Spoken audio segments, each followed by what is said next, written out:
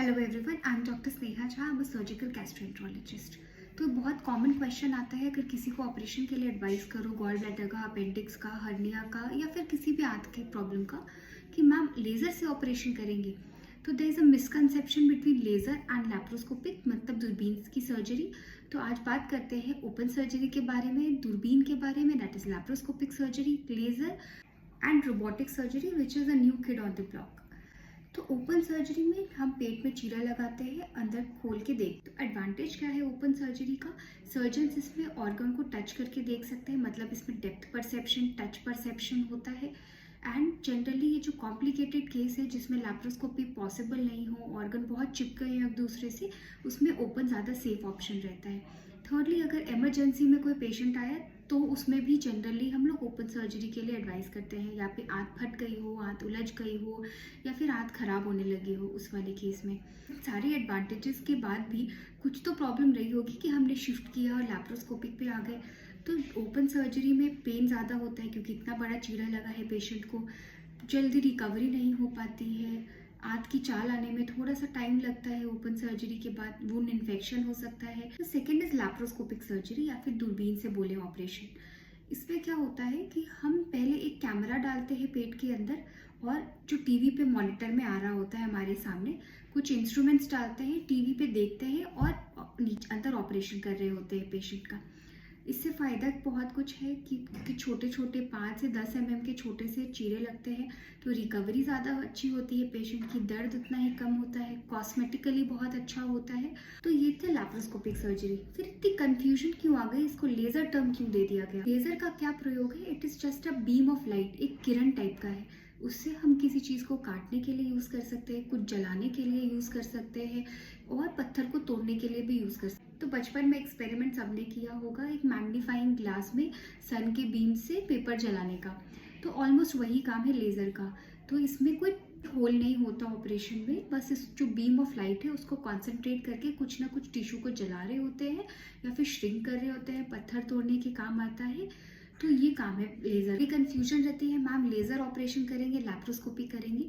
तो लैप्रोस्कोपी की ऑपरेशन करते हैं हम लोग, उसमें ज़रूरत पड़ी तो लेज़र का इस्तेमाल होता है, जैसे पत्थर तोड़ने के लिए। तो पहले मैंने बताया कि ESWL जब करते थे तो वो दूर से पत्थर तोड़ने के लिए एक मशीन लाते थे, पेशेंट को लेटाते थे और रेज पास करते थे जिससे पत्थर टूट जाता था, और अब वो पेशाब के रास्ते वो छोटा छोटा पत्थर निकल आता था।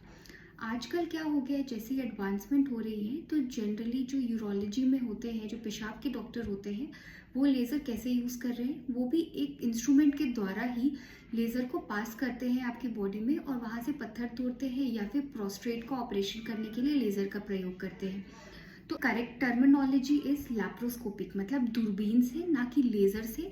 लेज़र से ये पत्थर टूट सकता है, प्रोस्टेट का ऑपरेशन हो सकता है, पाइल्स के लिए कुछ ऑपरेशन के लिए ज़रूरत पड़ सकती है लेज़र की, आंखों में जो लासिक्स का ऑपरेशन होता है उसके लिए लेज़र यूज़ कर सकते हैं, ना कि गॉल ब्लैडर निकालने या फिर अपेंडिक्स का ऑपरेशन के लिए लेज़र का प्रयोग करेंगे, उसके लिए हमें दूरबीन लगेगा। तो just let's understand it with an example. Suppose एक केक काटना है, तो ओपन सर्जरी में क्या करते हैं, डब्बा खोलेंगे, नाइफ लेंगे और केक काट देंगे, that is open surgery. Laparoscopy में क्या होता है, उसमें एक छोटा सा छेद करेंगे, पहले उसमें हमने एक कैमरा डालना है, उसके बाद टीवी में जो भी केक है वो टीवी में आपको आ रहा होगा, और दूसरा एक और छोटा सा छेद करके उससे नाइफ डालेंगे, टीवी में देखते रहेंगे और फिर वहाँ पे केक काटेंगे, that is laparoscopic surgery. Laser में क्या होगा, डब्बा खोलना भी नहीं है, उसमें कुछ यंत्र भी नहीं डालना है, बस बीम ऑफ रे से कॉन्सेंट्रेट करके उस केक को कट करना है। That is the difference between open surgery, laparoscopic surgery and the use of laser. It is not a laser surgery, it is a use of laser for doing some kind of surgery. Now the fourth thing and the new kid on the block is robotic surgery.